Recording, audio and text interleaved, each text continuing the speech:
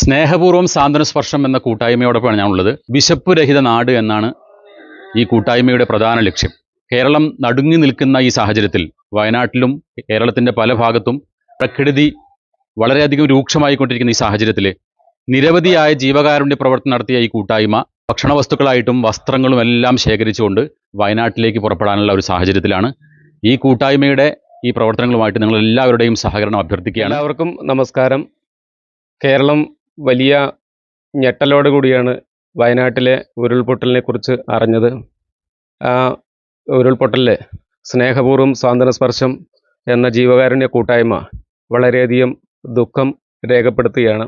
വയനാട്ടിലെ ഉരുൾപൊട്ടലിൽ നിരാലംബരായ ഒട്ടനവധി കുടുംബങ്ങൾ ഇന്ന് ക്യാമ്പുകളിൽ സഹവസിക്കുകയാണ്.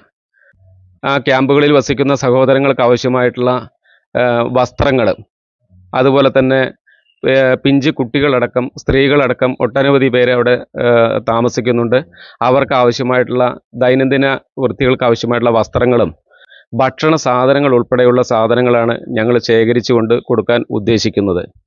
എല്ലാ സുമനസ്സുകളും ഈ ജീവകാരുണ്യ കൂട്ടായ്മയിൽ പങ്കാളികളായി പച്ചക്കറി ഒഴികെയുള്ള സാധനങ്ങളാണ് കളക്ട് ചെയ്യുന്നത്. തണുപ്പിനെ നേരിടുന്നതിന് വേണ്ടിയുള്ള കമ്പിളി വസ്ത്രങ്ങൾ ആണ് കൂടുതലായിട്ടും ആ കാര്യങ്ങൾക്ക് വേണ്ടത്. അതും ഞങ്ങൾ ശേഖരിക്കാൻ ഉദ്ദേശിക്കുന്നുണ്ട്. 5/8/2024 തിങ്കളാഴ്ച വൈകുന്നേരം 5 മണി വരെയാണ് ഞങ്ങൾ ഈ സാധനങ്ങൾ കളക്ട് ചെയ്യാൻ ഉദ്ദേശിക്കുന്നത്.